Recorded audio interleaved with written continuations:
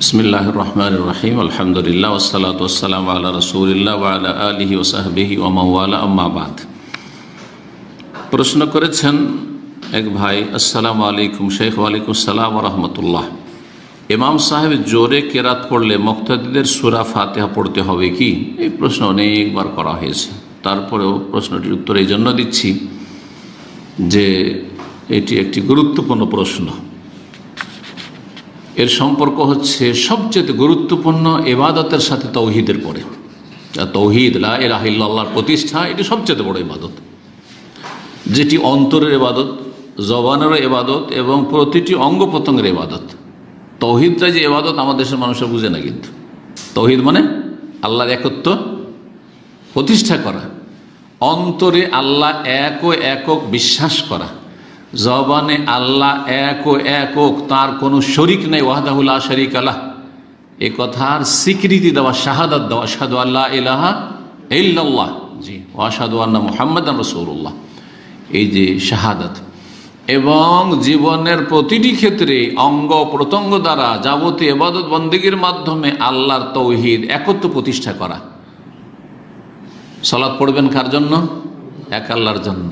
সিয়াম রোজা রাখবেন কার জন্য? এক আল্লাহর জন্য। যাকাত দেবেন কার জন্য? আল্লাহর জন্য। সাদকা দান খায়রাত করবেন কার জন্য? আল্লাহর জন্য। দিনের জ্ঞান অর্জন করে ইলম শিখবেন কার জন্য? আল্লাহর সন্তুষ্টির জন্য, দুনিয়ার খ্যাতির জন্য, দুনিয়ার গরজে নয় জি। হজ করবেন কার জন্য? ওমরা করবেন কার জন্য? হিজাব পর্দা করবেন মা বোনেরা কার জন্য? হ্যাঁ, আল্লাহ সন্তুষ্টির জন্য, হ্যাঁ আল্লাহর জন্য। লোক দেখানো নয়, হ্যাঁ পরিবেশ বুঝে নয় যে এখানে সৌদি আরব মুসলিম দেশ, সুতরাং এখানে বোরকা পড়তে হবে, আর পশ্চিমা দেশে কাফের দেশে চলে গেছি তখন অসুবিধা নেই, না তাহলে তাওহীদ নেই, তাওহীদ তাহলে নেই, সেখানে নেই জি। তো সবচেয়ে বড় ইবাদত তাহলে কি হলো? তাওহীদ, লা ইলাহা ইল্লাল্লাহর প্রতিষ্ঠা অন্তরে, কথাতে, কাজে। আর তারপরে সবচেয়ে বড় ইবাদত যার মাধ্যমে লা ইলাহা ইল্লাল্লাহর প্রথম বাস্তবায়ন হয়, সেটি হচ্ছে 5 ওয়াক্ত সালাত। শুধু সালাত বললে হবে না, কারণ প্রত্যেক মুসলিম নামাজ পড়ে, আরে কিছু তো পড়ে, 2টা ঈদ তো পড়ে, কিছু ঈদ পড়া মুসলমান আছে, তাই না? জুমা পড়া মুসলমান তো অনেক আছে, তাই না? জুমার দিনে দেখছেন না এখানে সুবহানাল্লাহ, এত গরমে সৌদি আরবের গরমে গোটা রাস্তাঘাট এখান থেকে একেবারে 300-400 মিটার পর্যন্ত সিকো মার্কেট পর্যন্ত একেবারে মুসাল্লা বিছিয়ে সব সালাত আদায় করেছে জুমার দিন। ওই ছবিগুলো না দিলে বুঝতেই পারতাম না, আমার মসজিদের ভিতরে পড়ি, বুঝতেই পারতাম না, ছবি দিয়ে বুঝলাম আল্লাহু আকবার। এখান থেকে একবারে সিকো মার্কেট 300-400 মিটার পর্যন্ত বিস্তীর্ণ এলাকাতে সালাত আদায় করছে, সব এদিক সেদিক বিক্ষিপ্ত হয়ে। কিন্তু তাদেরকে বলা আরামে এসে এসির ভিতরে 5 ওয়াক্ত সালাত পড়েন। আরে বাবা, আপনি জুমাটা পড়লেন তো আসরটা পড়েন, মাগরিব পড়েন, এশা পড়েন, ফজর পড়েন, বলছেন না না ওগুলো তো নেই, জুমা পড়ে মুসলমান থাকবো। জাহালত, অজ্ঞতা, আসলে অজ্ঞতা, গাফিলতি, অজ্ঞতা, জাহালত আর উদাসীনতা, আল গাফলা, উদাসীনতা, উদাসীন, বেপরোয়া। আল্লাহ হিদায়াত দান করেন। তো লা ইলাহা ইল্লাল্লাহর বাস্তব প্রমাণ হচ্ছে 5 ওয়াক্ত সালাত। আল্লাহ ছাড়া আমার মাবুদ নেই, আর প্রথম ইবাদত আমি প্রকাশ করছি এই 5 ওয়াক্ত নামাজ পড়ে। শুধু নামাজ বললে হবে না, কি নামাজ? 5 ওয়াক্ত নামাজ জি।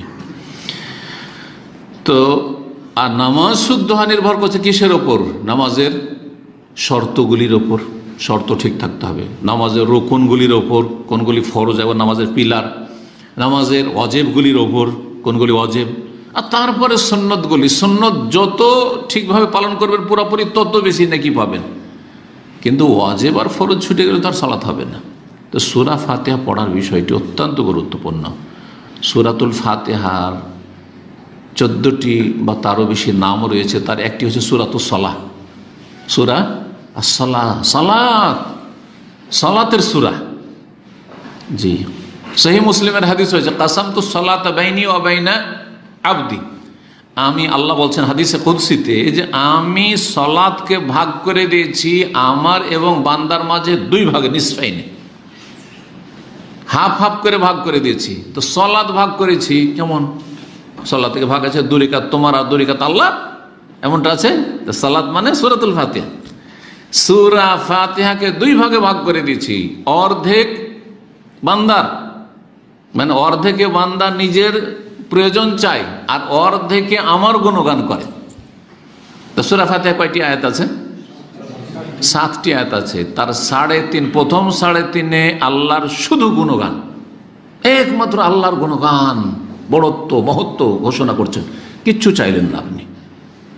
আর বাকি 3.5 আয়াতে নিজের জন্য চাইলেন, আলহামদুলিল্লাহ রাব্বিল আলামিন, আর রহমানির রহিম, মালিক ইয়াউমিদ্দিন, ইয়াকা না'বুদু। 4 নম্বরে হাফ হইল, কত হইল? 3.5। এই 3.5 শুধু আল্লাহর কি গুণগান, প্রশংসা, বড়ত্ব মহত্ব, আর তারপর ইবাদতের স্বীকৃতি। ইয়াকা না'বুদু, আল্লাহ তোমারই ইবাদত করি। তারপরে হাফ, ওয়া ইয়াকা নাস্তাইন, তোমার কাছেই সাহায্য চাই একমাত্র। ইহদিনাস সিরাতাল মুস্তাকিম, আল্লাহ সরল সোজা পথ দেখাও। সিরাতাল্লাযিনা আনআমতা আলাইহিম, ওদের পথ যাদেরকে তুমি পুরস্কৃত করেছো, নেয়ামত দান করেছো। গায়রিল মাগদুবি আলাইহিম ওয়ালাদ-দাল্লিন, কয়টা হইল? এদিকে 3.5 হইল। যাদের উপর গজব হয়েছে তাদের পথ নয়, যারা পথভ্রষ্ট গুমরাহ তাদের পথ নয়, দল্লিন যারা তাদের পথ নয়। ইহুদিদের পথে নিয়ে যেও না, খ্রিস্টানদের পথে নিয়ে যেও না। আমরা ইহুদিদের অনুকরণ না করি, খ্রিস্টানদের অনুকরণ না করি। যদি প্রশ্ন উত্তর এখানে বলে নিই যে, সুতরাং সূরা ফাতিহাকে কি বলা হয়েছে বললাম? সালাতের সূরা। কেন বলা হয়েছে? এই জন্য যে এর উপর নির্ভরশীল, সূরা ফাতিহা নির্ভরশীল হচ্ছে সালাত, নামাজ। এই জন্য নবী করিম সাল্লাল্লাহু আলাইহি ওয়াসাল্লাম প্রসিদ্ধ, লা সালাতা লিমান লাম ইয়াকরা বিফাতিহাতিল কিতাব, যে সূরা ফাতিহা পড়ে না তার সালাত হয় না, সালাত নেই সূরা ফাতিহা ছাড়া। সুতরাং মুসল্লি কয় রকম? মুসল্লি কয় রকম কে বলতে পারে? 3 রকম। ইমাম মুসল্লি, ইমামের জন্য সূরা ফাতিহা রুকুন ফরজ, অবশ্যই অবশ্যই। সূরা ফাতিহা ইমাম যদি না পড়ে, ইমামেরও হবে না, মুক্তাদির নামাজ হবে না। দ্বিতীয় নামাজি হচ্ছে একাকী নামাজি, মুনফারিদ, একাকী একা একা নামাজ পড়ছেন, তাহলে সূরা ফাতিহা পড়া ফরজ, রুকুন না পড়লে হবে না। যে রাকাতে সূরা ফাতিহা পড়লো ওই রাকাত হইল না, রুকুন ছুটে গেল। ইচ্ছা করে ছাড়েন অথবা ভুল করে ছাড়েন, ভুলে গিয়ে ছাড়েন, নামাজ হবে না, ওই রাকাত হবে না, রাকাতের রুকুন। বাকি থাকলো তৃতীয় রকম মুসল্লি, তা হচ্ছে মুক্তাদি মুসল্লি। এখন মুক্তাদি সূরা ফাতিহা ইমামের পিছনে পড়বে কি পড়বে না? মুক্তাদির অবস্থা কয়টি? 2টি অবস্থা। একটা হচ্ছে যে ইমামের জোরে তেলাওয়াত চলছে, শুনছে, নাকি আস্তে তেলাওয়াত, বা জোরে হচ্ছে কিন্তু দূরে আছে, শুনতে পায়নি। 2টো অবস্থা হলো না? যদি ইমাম আস্তে আস্তে মনে মনে তেলাওয়াত করছে, যা 17 রাকাত মধ্যে কত রাকাতে হয়? 11 রাকাতে হয়। জোহরের 4 মনে মনে ইমাম পড়ছে, ঠিক না? আসরের 4 4 কত হইল? 8, ইমাম মনে মনে পড়ছে। মাগরিবের শেষ 1 রাকাত কত হইল? 9 হইল। আর এশার 2 কত হইল?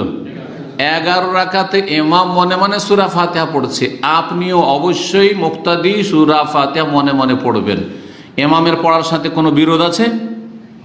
সংঘর্ষ হচ্ছে, দ্বন্দ্ব হচ্ছে, যে শুনবো না পড়বো, শুনবো না পড়বো, তাহলে বোঝা হলো লা সালাতা লিমান লাম ইয়াকরা বিফাতিহাতি, যে সূরা ফাতিহা পড়ে না তার সালাত হয় না, তার নামাজ হয় না। বাকি থাকলো শুধু কতটুকু? সীমিত। কতটা? এই 6 রাকাত, 17 রাকাত দিন রাতে ফরজ 6 রাকাতে, মাগরিবের 2 রাকাত, আর এশার 2 রাকাত, আর ফজরের 2 রাকাত। জোরে জোরে ইমাম তেলাওয়াত করছে, আপনি মুক্তাদি, এখন আপনি পড়বেন কিনা, এর 2টো অবস্থা। একটা হচ্ছে জোরে তেলাওয়াত করছে কিন্তু আপনি দূরে আছেন, ইমামের তেলাওয়াতই শুনতে পান না, তাহলে শুনছেন না, আপনি অবশ্যই পড়বেন। অসুবিধা আছে? সংঘর্ষ হচ্ছে তেলাওয়াতের সাথে, শুনবো না পড়বো বলতে পারবেন, শুনতেই তো পান না। বোঝা গেছে কিনা? তাহলে এখানে অবশ্যই অবশ্যই পড়বেন সূরা ফাতিহা, অবশ্যই পড়বেন, না তো সালাত হবে না, কারণ আপনি শুনছেন না, পড়ছেন না। তাহলে একেবারে সীমিত, আরো সীমিত আকারে বাকি থেকে গেল কি, যে সূরা ফাতিহা জোরে পড়ছে ইমাম, আর আপনার কানে সূরা ফাতিহার তেলাওয়াত পৌঁছেছে।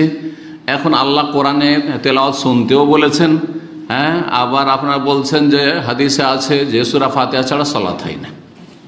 তাহলে এখন কোনটা করব? কোনটা করব? তো একদল বলছে যে যেহেতু আল্লাহ বলেছে ওয়াইদা কোরিআল কোরআন ফাসতামিউ লাহু ওয়া আনসিতু লাআল্লাকুম তুরহামুন, যখন কোরআন তেলাওয়াত করা হবে সূরা আরাফে আল্লাহ বলেছেন শেষ দিকে যখন কোরআন তেলাওয়াত করা হবে তখন ফাসতামিউ লাহু, মনোযোগী হয়ে শোনো, ওয়া আনসিতু, আর চুপ থাকো, লাআল্লাকুম তুরহামুন, তাহলে তোমাদের উপর সম্ভবত রহম করা হবে, আল্লাহর রহমত নাজিল হবে। বলছে যে এখন শুনছি যেহেতু শোনাটা পড়ার বিকল্প, সুতরাং শুনবো তখন। এটা অধিকাংশ আইম্মা ইকরামদের মত, আলেমদের মত, এবং এদের দলিল শক্তিশালী আছে এবং অনেক সালাফি আলেমরা এই ফতোয়া দিয়েছে, যেমন ইমাম ইবনে তাইমিয়া রাহিমাহুল্লাহ, ইমাম আলবানী, এরকম অনেকে আছেন। জি, আর একদল বলছেন তাদের শীর্ষস্থানে ইমাম শাফিঈ, সালাফদের অনেকে রয়েছেন সাহাবায়ে কেরামদের মধ্যে, তাবেঈনদের মধ্যে, কিন্তু বড় বড় আইম্মা কেরামদের পরবর্তীতে যে ইখতিলাফ যেসব আইম্মাদের মধ্যে মাঝে হয়েছে, ইমাম শাফিঈ, ইমাম বুখারী, জি, আর আহলে হাদিস ওলামারা ভারত উপমহাদেশে বিশেষ করে, তারা বলছেন কি যে সূরা ফাতিহা যে কোনো অবস্থায় মুক্তাদিকে পড়তে, আগের যতগুলি অবস্থা সবগুলিতে পড়তে হবে, এমনকি যখন জোরে জোরে পড়ছে ইমাম আর কানে আওয়াজ আছে শুনতে পাচ্ছেন তখনও সূরা ফাতিহা পড়তে হবে। তো প্রশ্নকারী প্রশ্ন কি ছিল যে ইমাম সাহেব জোরে কেরাত পড়লে মুক্তাদিরা সূরা ফাতিহা পড়তে হবে কি? জোরে কেরাত করছে আর শুনছেন না তো অবশ্যই পড়বেন, আর জোরে কেরাত করছে শুনছেন তখন কি করবেন? সেই ক্ষেত্রেও সঠিক হচ্ছে, যদি ইখতিলাফ এখানে শক্তিশালী, দুই দিক থেকে দলিল মজবুত রয়েছে, এক্ষেত্রে বলবো না যে হকার বাতিল বলবো না, এক্ষেত্রে বলবো রাজি আর মারজু, একটা বেশি শক্তিশালী মনে হচ্ছে আর একটা আমাদের কাছে অত শক্তিশালী নয়, বা একটা বেশি যুক্তিযুক্ত, একটাকে আমরা বেশি প্রাধান্য দিতে পারি, সেটি হচ্ছে সতর্কতামূলক সূরা ফাতিহা পড়ে নেবেন। সতর্কতামূলক সূরা ফাতিহা পড়ে নেবেন, এইখানেও আগে শুনে নেন আর তারপরে আপনি সূরা ফাতিহা পড়তে লাগবে, ওয়ালাদ-দাল্লিন আমিন হলো, তারপরে সূরা ফাতিহা পড়ে নেন, যতটুকু আপনার শোনা বা অন্য সূরা ছুটলো। জি, আল্লাহু আলাম। বলছি আল্লাহ রাব্বুল আলামিন সমস্ত রকমের কাবিরা গুনাহ থেকে, সাগিরা থেকে আমাদের বেঁচে থাকার জন্য তৌফিক দান করেন। আল্লাহ রাব্বুল আমাদের গুনাহ খাতা যেন মাফ করে দেন, এবং আল্লাহ আমাদেরকে নেক হায়াত যেন দান করেন, নেক আমলের তৌফিক দান করেন, এবং ইলম শিখে সঠিক আমলের আল্লাহ রাব্বুল আলামিন যেন তৌফিক দান করেন, এবং সঠিক দিনের পর আল্লাহ রাব্বুল আলামিন আমাদেরকে যেন ইস্তিকামা, অটলতা দান করেন। সাল্লাল্লাহু আলাইহি ওয়া সাল্লাম আলা নবিয়িনা মুহাম্মদ ওয়া আলা আলিহি।